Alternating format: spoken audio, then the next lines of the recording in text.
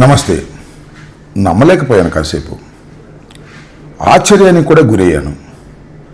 అల్లు అర్జున్ని అరెస్ట్ చేశారని ఎవరో వచ్చి నా మిత్రుడు చెప్పాడు. అది వాస్తవమైనది, సరిగా చూసుకోమన్నాను. తర్వాత టీవీలు ఆన్ చేస్తే అన్ని టీవీల్లోనూ అల్లు అర్జున్ అరెస్ట్, ఆయన ఉస్మానియా ఆసుపత్రికి తరలింపు, కాసేపట్లో నాంపల్లి కోర్టులో హాజరు, రిమాండ్కు వెళ్లే విధంగా కేసు పగడ్బందీగా పెట్టినట్టుగా అర్థమవుతూ ఉంది. ఏమిటి అన్యాయం నాకు అర్థం కాదు. అల్లు అర్జున్ అంతర్జాతీయ ఖ్యాతిని గడించినటువంటి వ్యక్తి. పుష్ప 1, పుష్ప 2తో తెలుగువారికి గొప్ప పేరు ప్రపంచవ్యాపితంగా తీసుకొచ్చాడనేటువంటి భావనతో అందరు తెలుగు వాళ్ళు ఉన్నారు. జరిగిన తప్పేంటి?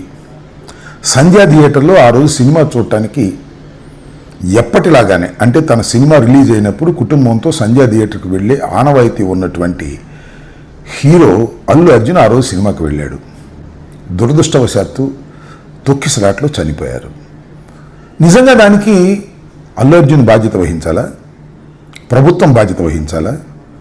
సెక్యూరిటీ కల్పించలేనందుకు ఎవరు బాధ్యత వహించాలి? ఇది ఒక కీలకమైన ప్రశ్న. ఒకసారి వెనక్కి వెళదాం. ఇలాంటి సంఘటనలు ఎన్ని జరిగాయి రాష్ట్రంలో?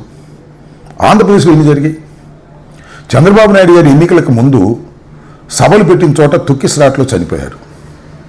గుంటూరులో సంక్రాంతికి సంబంధించి సంక్రాంతి కానుక అని ఉయ్యూరు శ్రీనివాస్ అనే ఆయన ఒక ట్రస్ట్ పెట్టి అందరికీ చీరలు ఇస్తామని ప్రకటించారు. కొన్ని వేల మంది చీరలు తీసుకోవడానికి వచ్చారు. చంద్రబాబు నాయుడు గారు 2 చీరలు పంచి వెళ్ళిపోయాడు. తర్వాత తొక్కిసలాట్లో 3-4 చనిపోయారు. అలాగే దానిపై నెల్లూరు దగ్గర కూడా ఇలాగే ఒక చోట చనిపోయారు. అక్కడ దాకా ఎందుకు? పుష్కరాల్లో చంద్రబాబు నాయుడు గారు ముఖ్యమంత్రిగా ఉన్నప్పుడు 2015 పుష్కరాల్లో, గోదావరి పుష్కరాల్లో సుమారుగా 29 మంది పైచిలకు చనిపోయారు. ఎవరు దీనికి బాధ్యులు? చంద్రబాబు నాయుడు గారు వహించాలా? లేదు. ఘరానా మొగుడు సినిమా సూపర్ హిట్ అయింది. ఆ శతదినోత్సవానికి అనుకుంటా సాక్షాత్తు చిరంజీవి గారు గుంటూరు ఇచ్చారు, బ్రహ్మానందరెడ్డి స్టేడియంలో. అప్పుడు తొక్కిసలాట గురై చనిపోయారు. దానికి ఎవరు బాధ్యత వహించాలి? ఇప్పుడైనా ఒక విఐపి కానీ, ఒక ప్రఖ్యాతి చెందినటువంటి వ్యక్తి కానీ వస్తున్నప్పుడు సెక్యూరిటీ కల్పించవలసినటువంటి బాధ్యత ఆ ప్రభుత్వాల మీద ఉంటుంది. అంతే తప్ప అతని మీద ఉండదే. నాకు ఆశ్చర్యం ఇదంతా కూడా.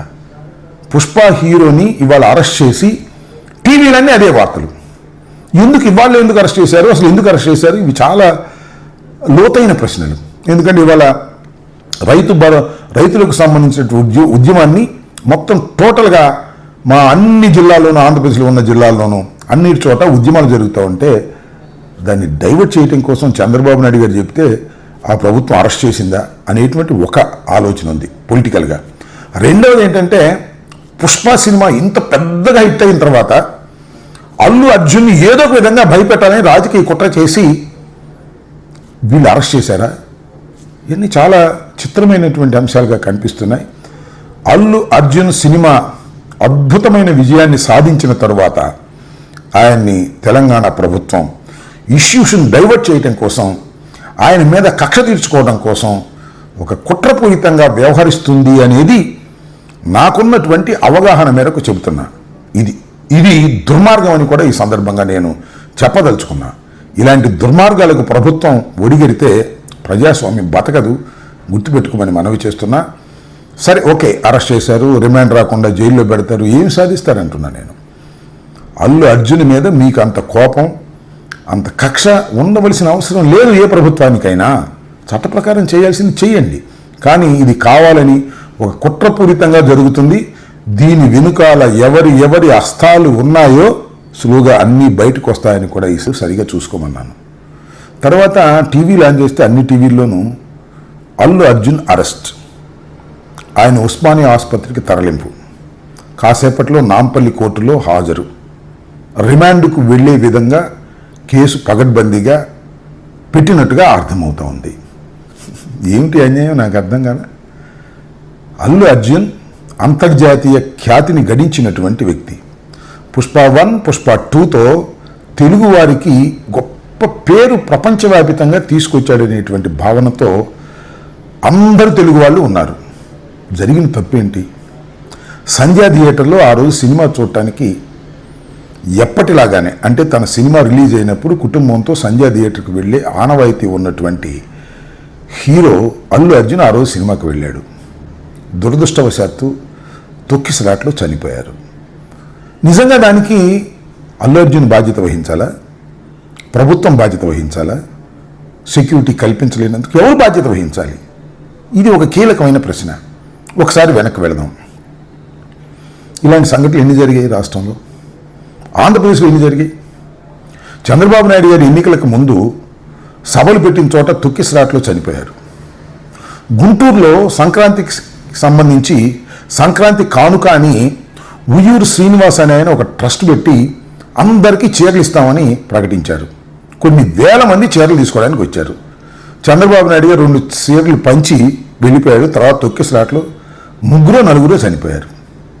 అలాగే దానిపై నెల్లూరు దగ్గర కూడా ఇలాగే ఒక చోట చనిపోయారు. అక్కడ దాకా ఎందుకు? పుష్కరాల్లో చంద్రబాబు నాయుడు గారు ముఖ్యమంత్రిగా ఉన్నప్పుడు 2015 పుష్కరాల్లో, గోదావరి పుష్కరాల్లో సుమారుగా 29 మంది పైచిలకు చనిపోయారు. ఎవరు దీనికి బాధ్యులు? చంద్రబాబు నాయుడు గారు వహించాలా? లేదు. ఘరానా మొగుడు సినిమా సూపర్ హిట్ అయింది.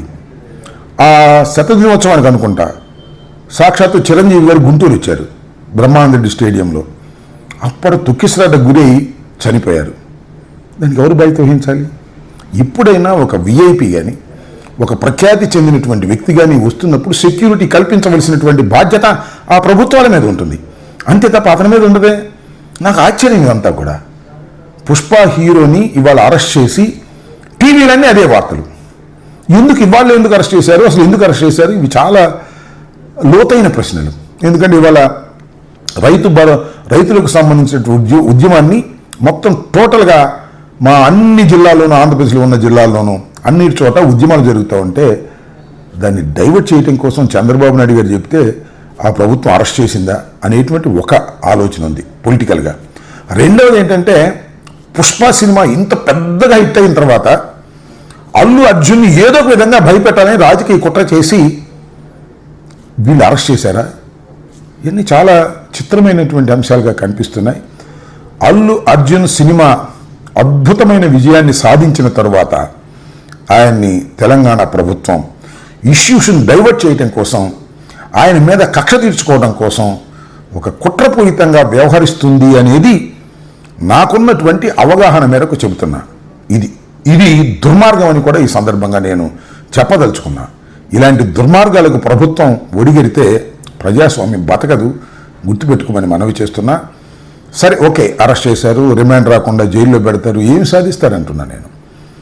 అల్లు అర్జున్ మీద మీకు అంత కోపం, అంత కక్ష ఉండవలసిన అవసరం లేదు. ఏ ప్రభుత్వానికైనా చట్ట ప్రకారం చేయాల్సింది చేయండి. కానీ ఇది కావాలని ఒక కుట్రపూరితంగా జరుగుతుంది. దీని వెనుకాల ఎవరి హస్తాలు ఉన్నాయో సులువుగా అన్నీ బయటకు వస్తాయని కూడా ఈ సందర్భంగా చెబుతూ అల్లు